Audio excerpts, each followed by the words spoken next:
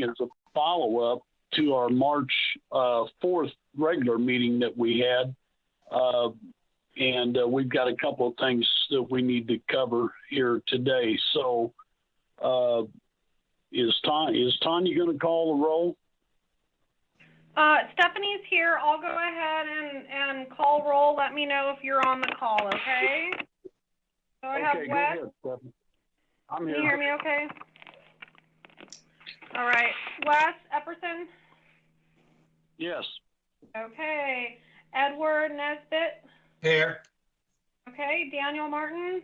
Here. Gloria Smith? Here. And why can't I see everyone? I can only see myself. What am I doing?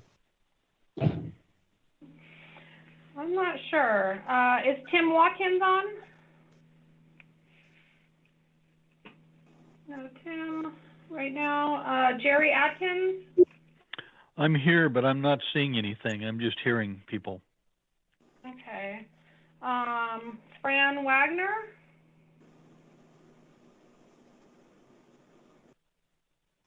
No, Fran. Am I missing anybody else? Not from the committee side. Who do we have on with the city staff side, Stephanie? I'm here. Mike Jackson is here, and is Mike on the call? It doesn't appear Okay.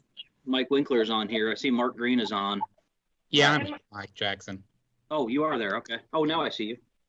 And we have Mark Green, our traffic engineer. Okay. I think that's it from the city. Okay, I think we're ready to go. Hopefully you have a copy of the fiscal year 21-22 proposed capital improvement program for street sales tax. We will go over that, but the first item is we're going to cover the financial statement. So anyway, who's going to do the financial report, Mike? Hey, Michael Winkler, you can run through that if you'd like, or I can. Doesn't really matter. Okay, I can. I've just got it pulled up here. Okay, so the report is as of the end of December 31st, 2020. That would be the first half of the fiscal year. And we are projected to have raised approximately $8.028 million with an interest income of $10,000.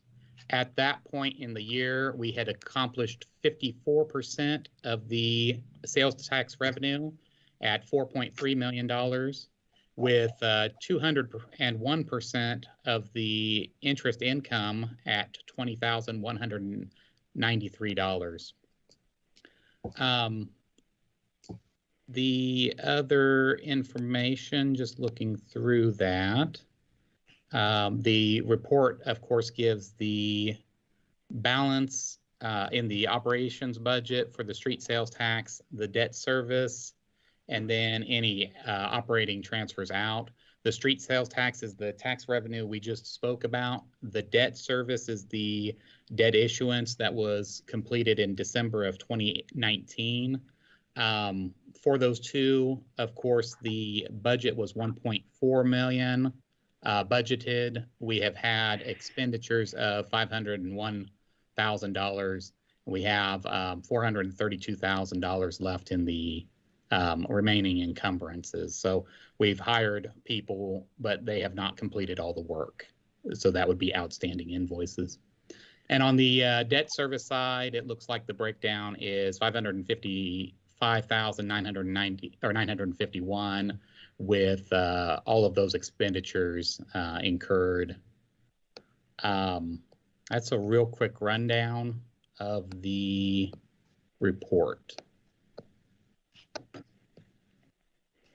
Okay.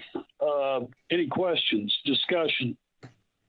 Okay, the debt service, that's what we still owe people?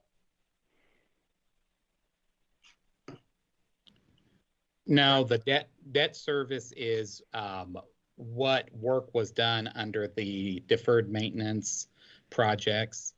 And then that would be what projects have been set aside up to this point in the fiscal year, and then remaining expenditures that have occurred relative to that. Okay.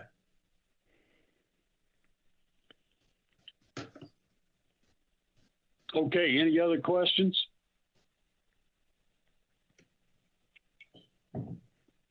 Okay, I think we can move on then to the 21-22 proposed capital improvement program for the street sales tax. Whoever's going to handle that. All right, that's going to be me, Mr. Chairman. Everybody should have received the one-page summary of all of the projects set aside for the next fiscal year. Of those, it includes, of course, the 24 highway complete streets, also known as Phase 1, 24 highway Phase 2, which is the section between River and the Fairmountain District. The pavement preventative maintenance operations, that's part of our ongoing preventative maintenance for the roadway surface. Some of those activities would be the overlay that is completed, and then also various seal courses that would help preserve and maintain the pavement in good operating. Oh, there we go. Thank you, Stephanie. The condition or helping to delay or keep that pavement in its best operating form. This fiscal year is also going to be a continuation of the Truman Connected Phase 1 project. That one was funded for design, and the remaining balance there continues that design work in the future.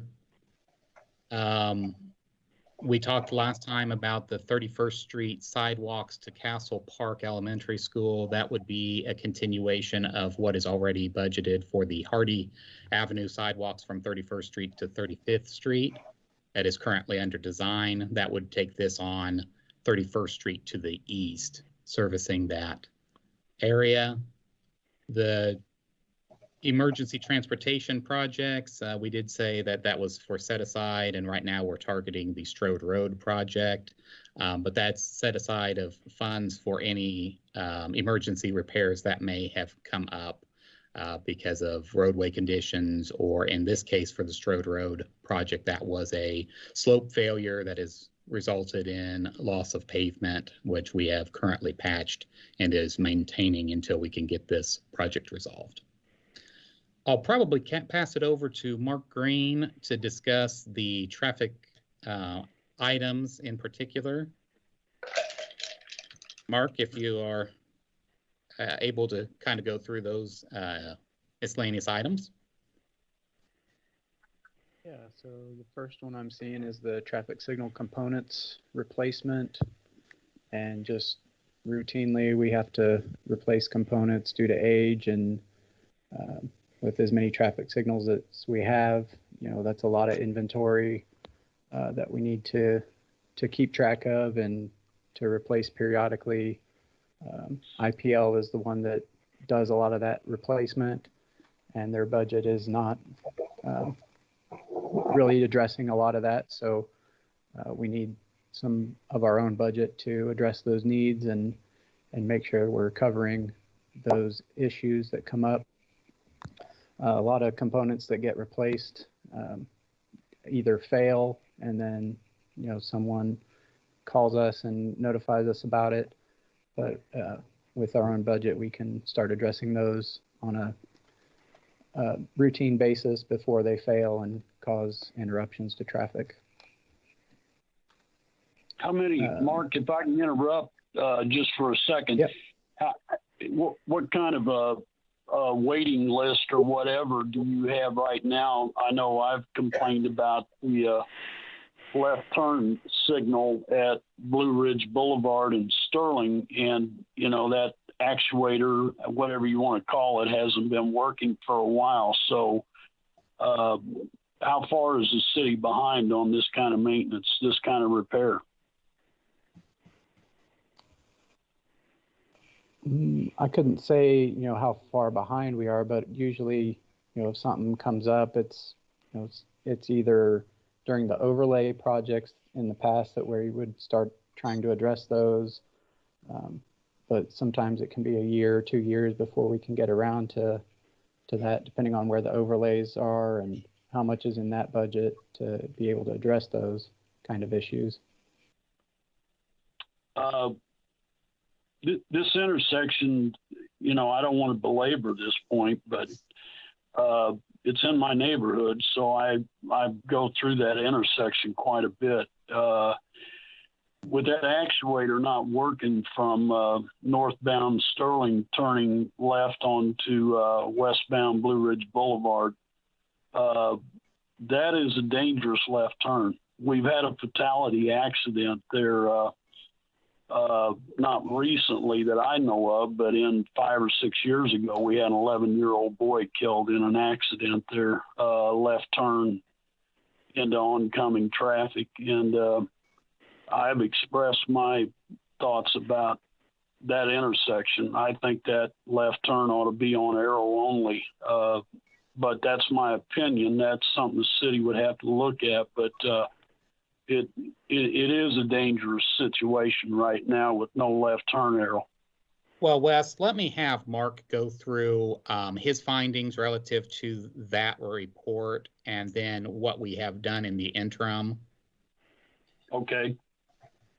Mike, may I also suggest that for the sake of time, that if there's any concerns related to specific intersections, that they either call me or Tanya and we can route it to the appropriate person, to check on the status of that, just for the sake of time, since there's another meeting after this that also needs to be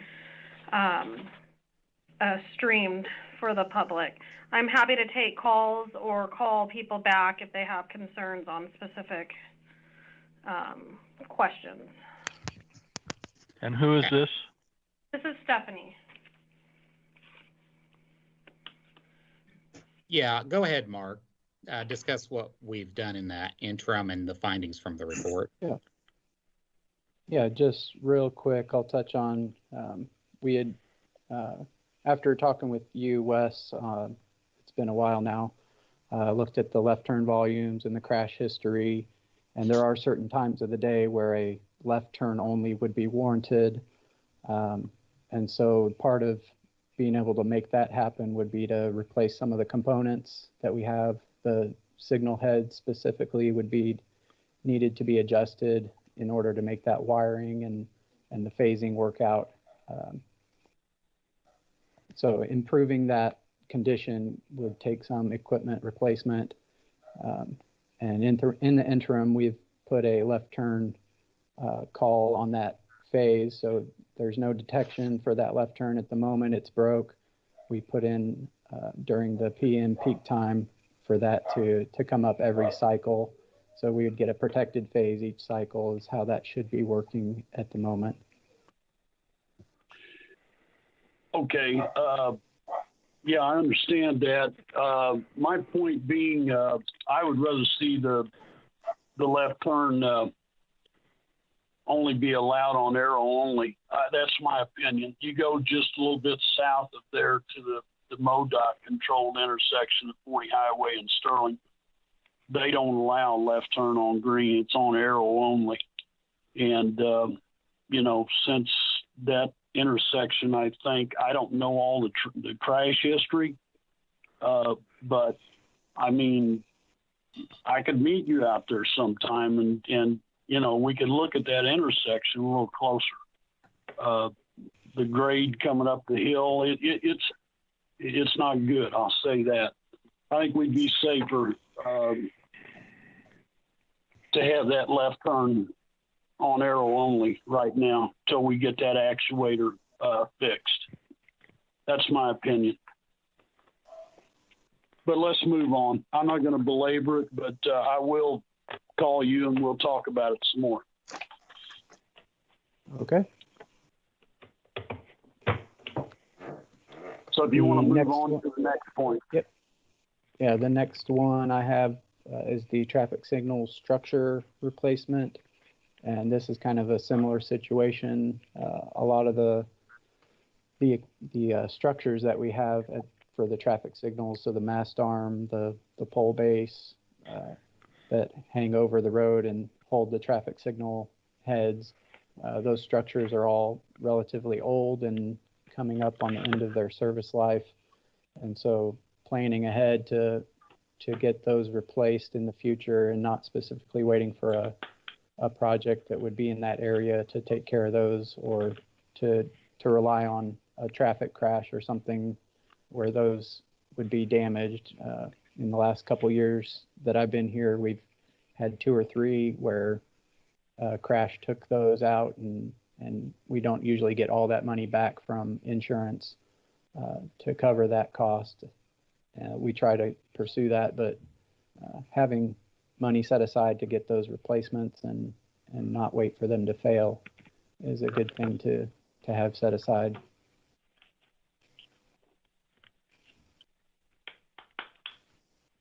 Okay. So the next one will be the traffic signal replacement program and reflectometer purchase.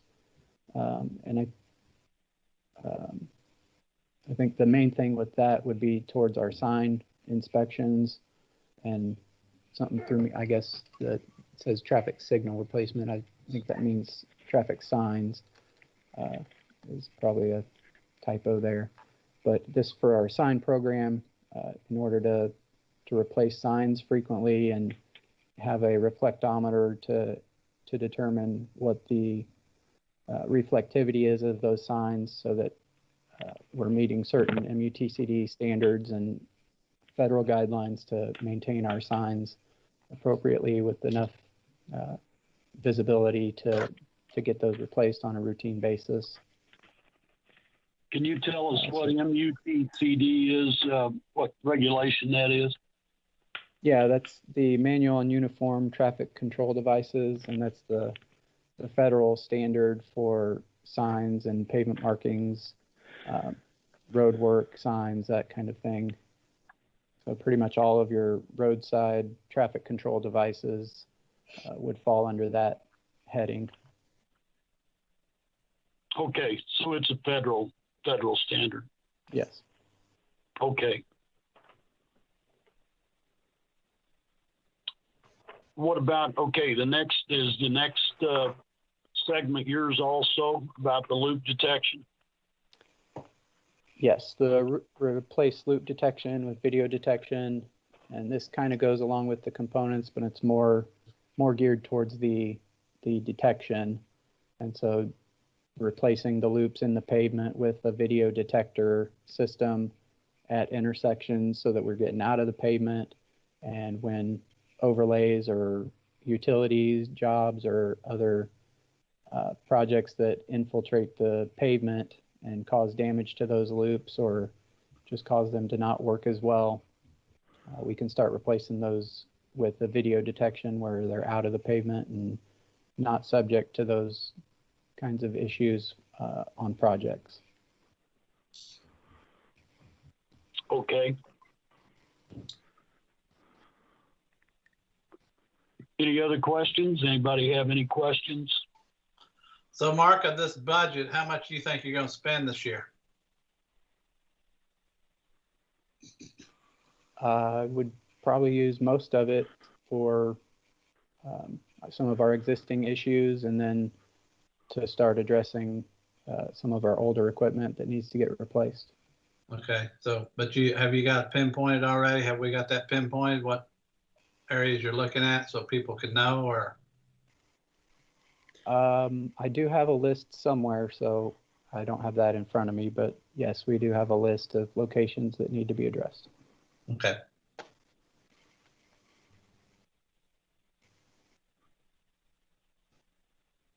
Okay, Mark, how about Operation Greenlight? Is that yours too? Yes. Yeah, Operation Greenlight, started in about 2004, and it's made up of 23 or more jurisdictions at this point that came together in order to coordinate and interconnect signals.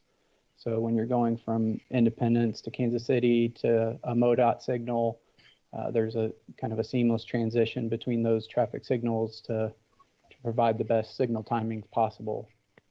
And so they help coordinate those jobs and those signal timing projects so that staff doesn't have to work with multiple jurisdictions and coming up with multiple different timing plans and coordinating those all together. Operation Greenlight can take that role and kind of address those corridor needs. It's kind of the main idea behind that. And this is through the MidAmerica Regional Council, is that correct? Correct. Okay, so this is kind of like the dues that the city pays to MidAmerica Regional Council. Yeah, I guess you could look at it that way. They do provide, servers to hold data, to hold the traffic signal information and coordinate those efforts.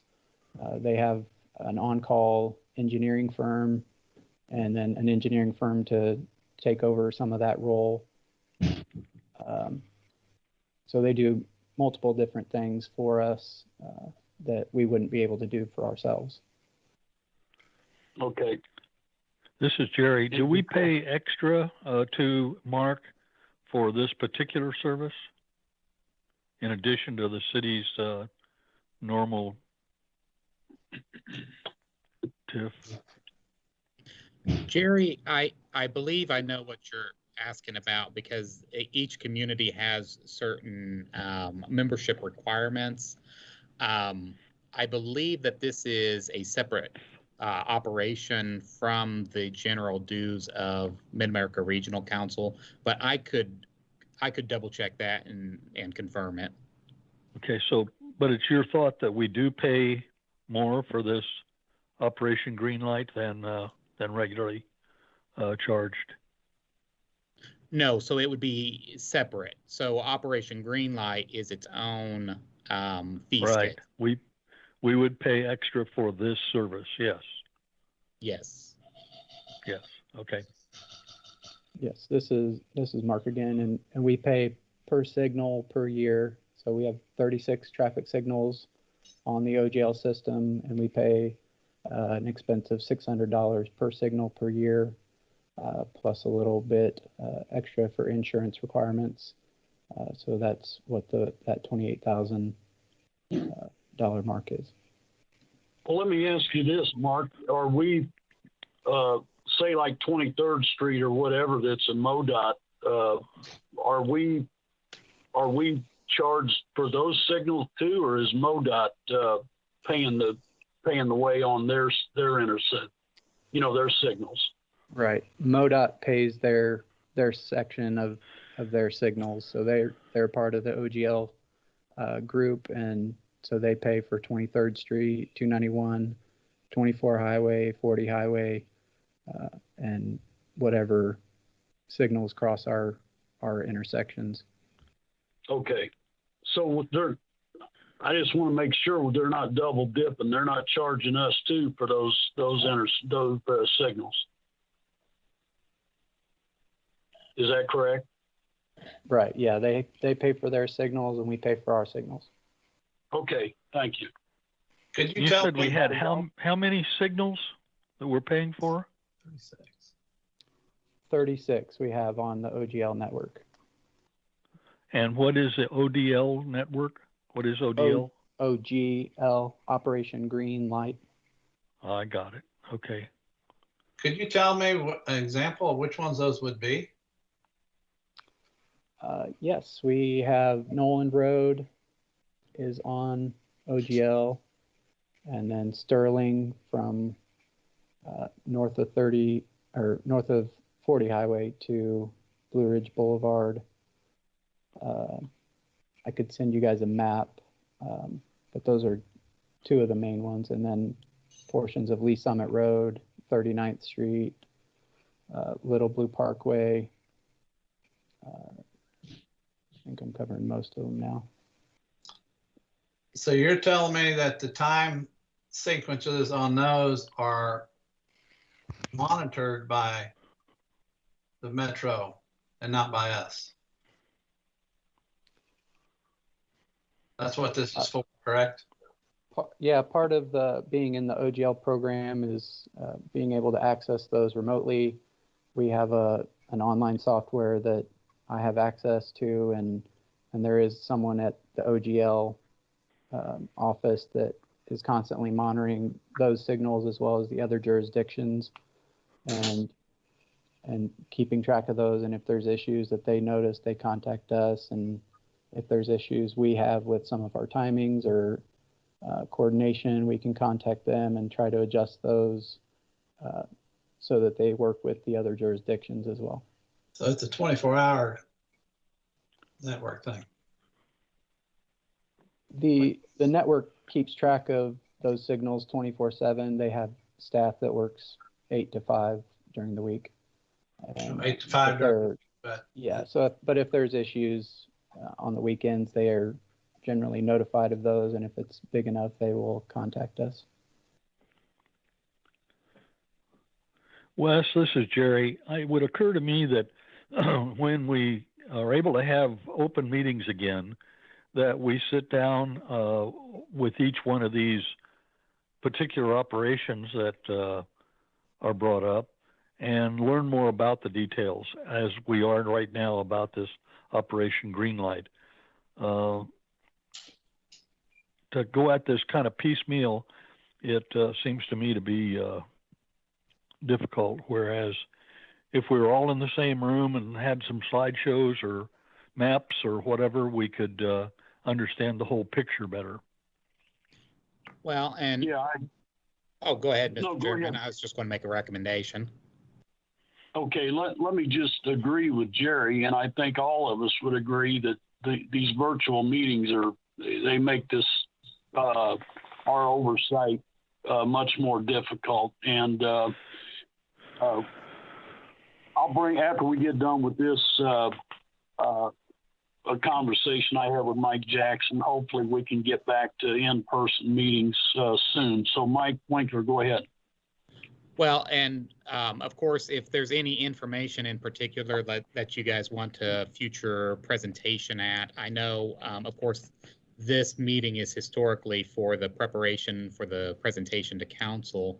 But if there's anything that you want a little bit more of a deeper dig into, just let us know and we can prepare a couple slides and give you a little bit more background on any of those programs. I would ask this, Mike, if possible, I'm sure that there's a MidAmerica Regional Council session dedicated to the Operation Greenlight. If we would know about that, maybe one of our committee members would attend that meeting. I think Mark Green and I could take a look into that and see if we can get you guys some more information on that. Yeah, I've attended hazardous material meetings there at when I worked at UPS at Mark, with all the the jurisdictions around where they develop a comprehensive plan on railroad, highways, and all that with hazardous material. So I would imagine they do the same thing with this. And if we had a committee member interested in going, then that we could learn more there about what this is all about. All right. Thank you. Mm-hmm. All right. If there's no other questions about Operation Greenlight, I'll go ahead and talk about the pavement reassessment. And that is essentially, scroll on back down there, Stephanie. It was the very next item. That is going to be to go through our entire city and rescan and produce a pavement condition index, which helps to objectively evaluate each of the different stretches of roadway. And that's one of the first orders of business. And they recommend a scan every 5 years. I believe the previous scan was in 2016. So we're due for another scan. There's, I believe, a couple more projects, and these are part of the deferred maintenance program objectives. It's the annual sidewalks program. We're setting aside the 1.17 for the next 2 years, so it's available. The same thing with the deferred maintenance curb and gutter program. That was supposed to be for the first year of the program, which was after the debt issuance, the second year, which we're in the middle of right now, and then the third year, which will be next fiscal year, and just getting that all programmed out. Just to give you guys a real quick history on that, the curb and gutter work was, we've done approximately 300,000 so far, and are getting the next project out the door, hopefully this summer is the goal on that one. And then the last item here is the repaired damaged guardrail. I know we had discussed that at the last meeting, but essentially this would help to fund some of the items that our crews can do, and then also some of the items that our crews cannot replace, and be able to help get that repaired over the next couple of years, is our target there. A lot of these, and what Mark had talked about previously with traffic signals, is sometimes we'll get a guardrail that we don't get a police report on. This will help to spur and get those all fixed up and programming them forward. And our goal would be, if there are any insurance claims that we can put those against, we are working with our PD department to, or our police department, to help streamline that operation and be able to recoup those costs as much as possible. Okay, and when you do recoup that, that goes back into the municipal services budget, right? Correct. Yeah, that covers the costs. Usually the check doesn't come until after the guardrail has been replaced, or any of those items have been replaced, to put them back into service. And this would just help to, essentially this would start as seed money to help catch us up and keep us moving forward. And that seed, or and that insurance money, would just replenish any of those funds. Okay, so I just wanted to make sure that it wasn't going back into the general fund, that it was going back into the municipal services budget. Correct. And we've got a good rapport with the finance department tracking these as we move forward. And I've asked Mark Green to work with our PD to make sure that we're gathering the right information at the time of the incident if they're called out, so that way we can track these items down. Absolutely. Okay. Anyone have any questions, discussion on what we've been presented? I do. I totaled up the numbers on the street sales tax funded projects, and my numbers were $6,491,836. I hope that's correct. If you all have the total was almost $9 million with the debt funded part of this. So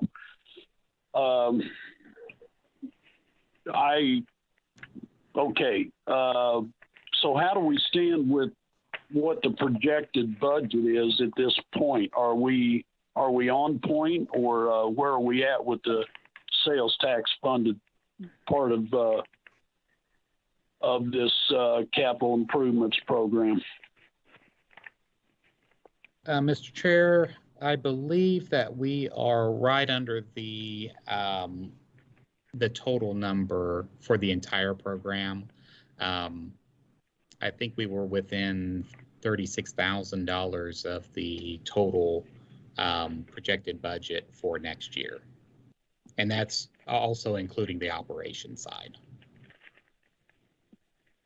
Okay. Anyone else?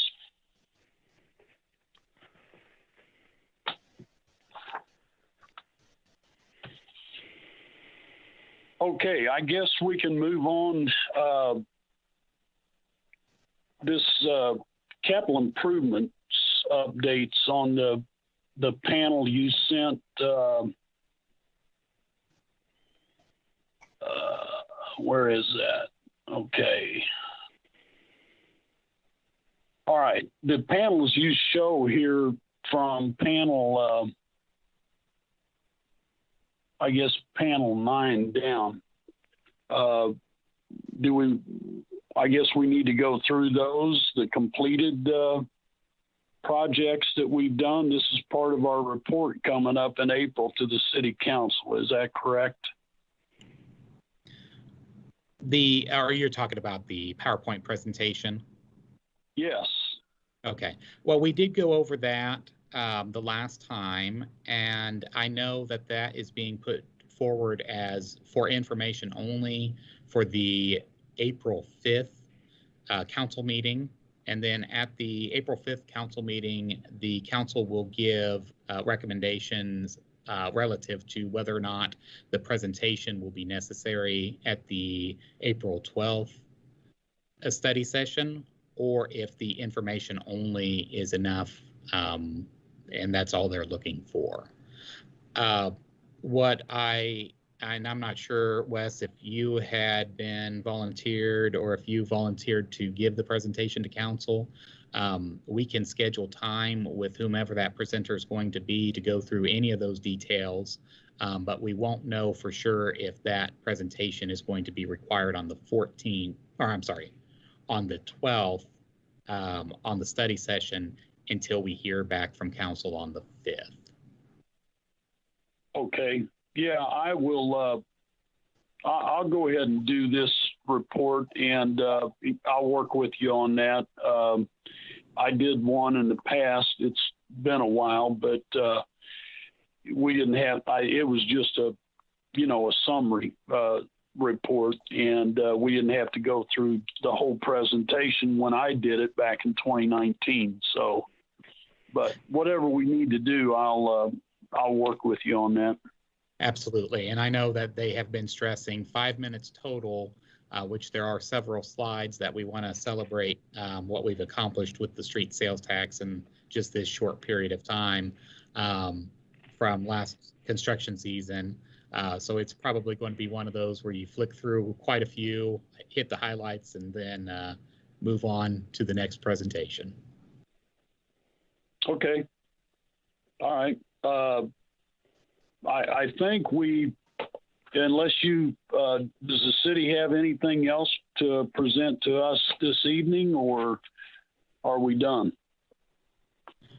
No, I think, Mike Jackson, were you and Wes talking about future meetings? Yeah. Okay, Yeah. If you want to take over from there, Sure. I'm done with the presentations that I had responsibility. So thank you, Mr. Chairman. Okay, thank you, Mike Winkler. Mike Jackson, we talked about maybe in-person meetings starting. The city's authorized that. I'll let you give that report, and then we can take a poll, I guess, of how our committee members feel about that. So, Mike Jackson, I'll turn it over to you. Okay. One thing before we move to that, real quick, is what we were hoping to get from the committee was a recommendation to move forward with this CIP for 21-22 budget. It's important to note this isn't recommending the projects themselves per se. It's a recommendation that the projects fit within the scope of what the intent of the street sales tax is.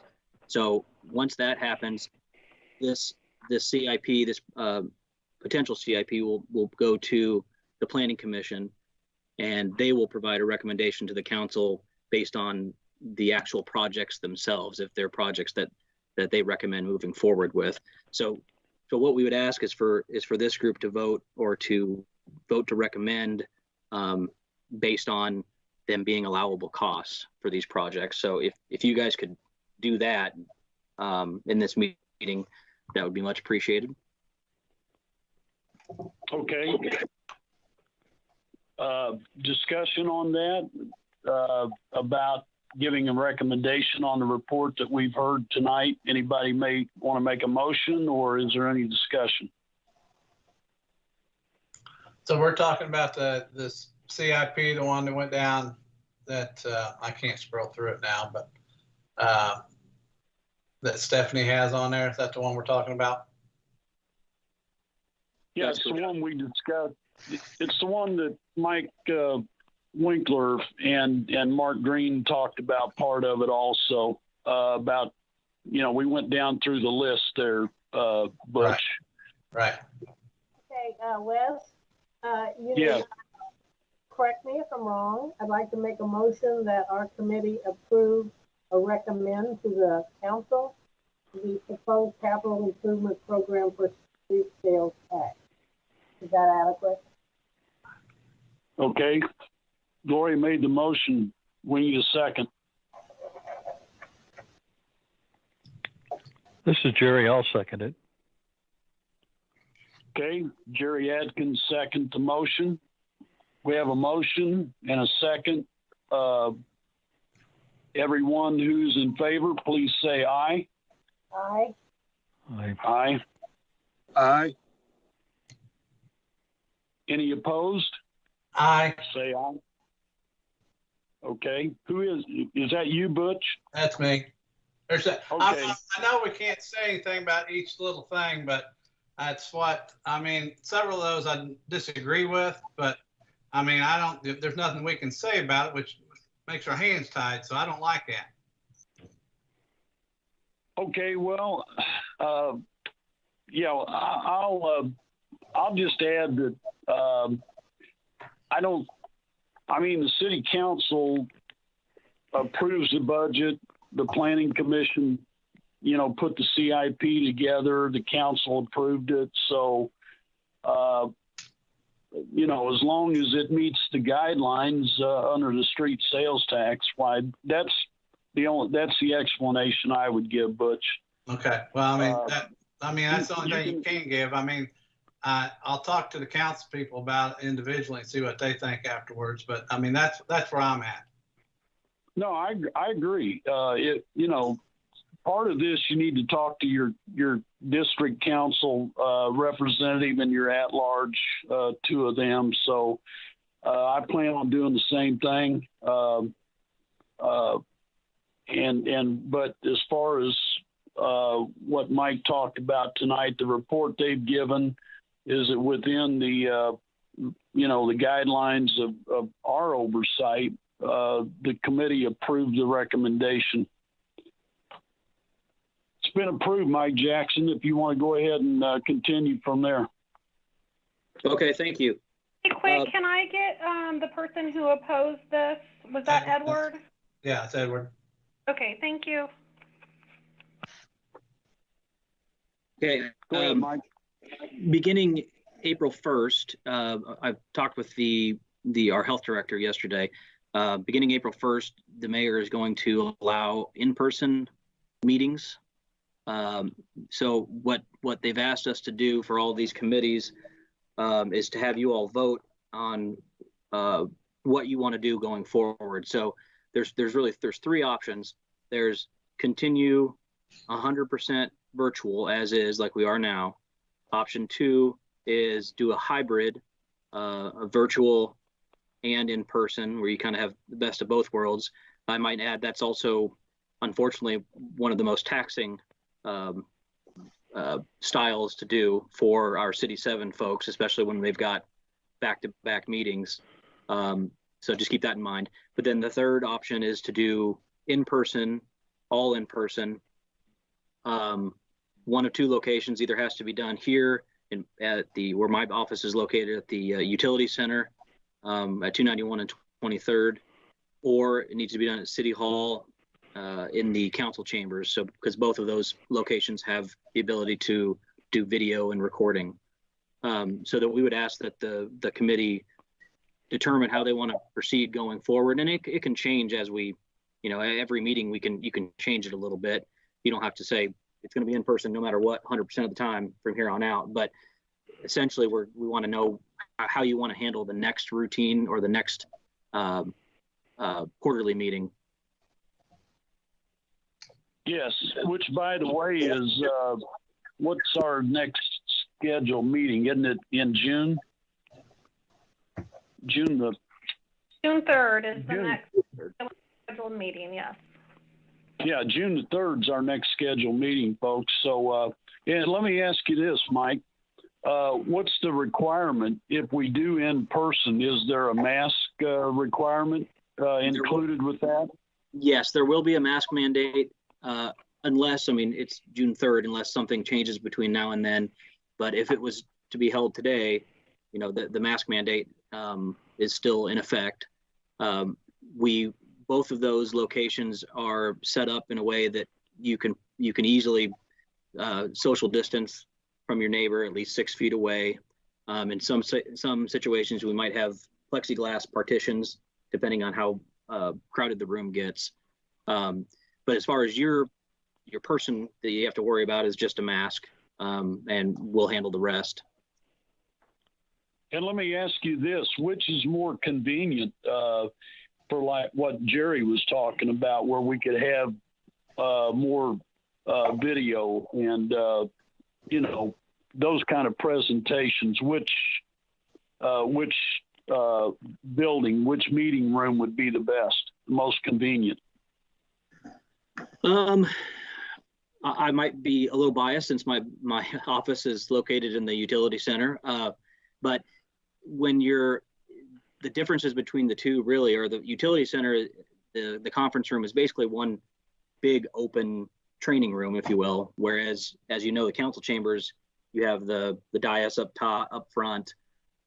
So it's not as not set up really for meetings as much as it's for formal, city council type of meetings. So either one though is fine with the presentations, and they both would work just fine. It's just a matter of scheduling it ahead of time with City 7 staff and making sure either one is available.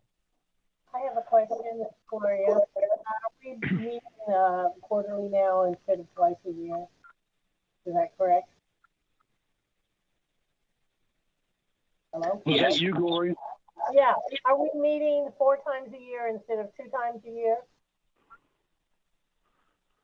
Does anybody know that? We are. They want us to meet quarterly. Okay.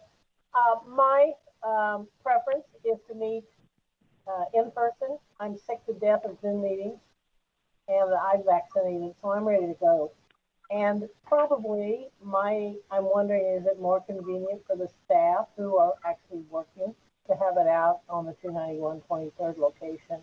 And that would be fine with me.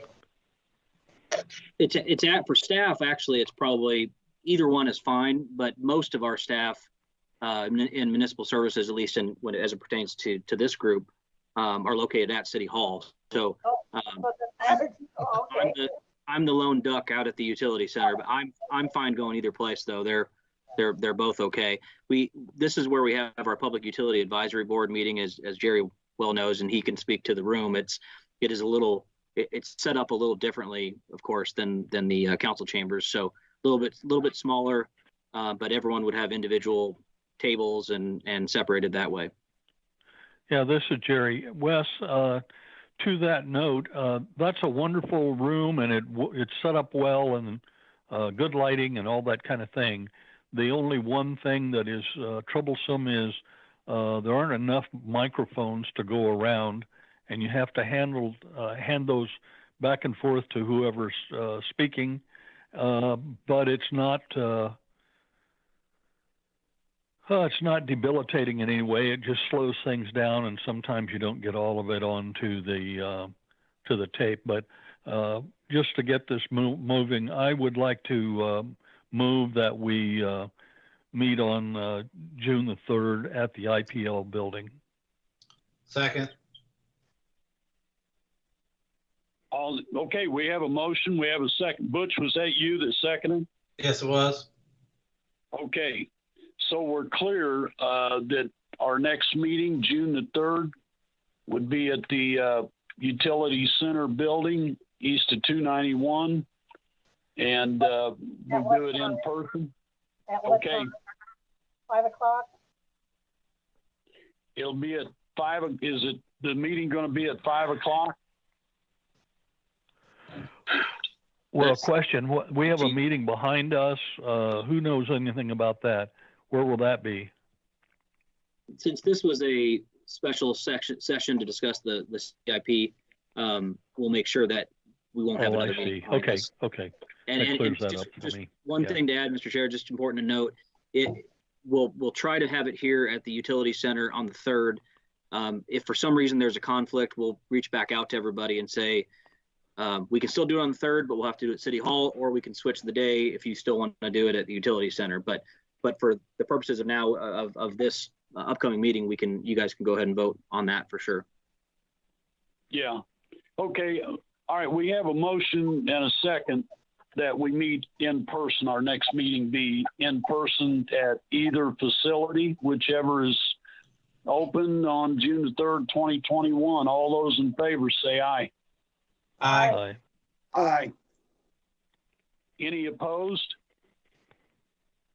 Motion carried. I think that completes our business, folks, unless someone has a question or anything to discuss here before we close. I think we're done. Take a motion to adjourn. Make a I motion. move we adjourn. Second.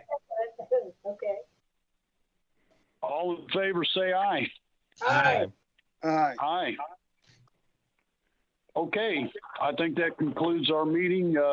We'll meet June the 3rd at the, IPL building. yeah, the Utility Center. Okay. Thank you. All right. Thank you all. Thank you.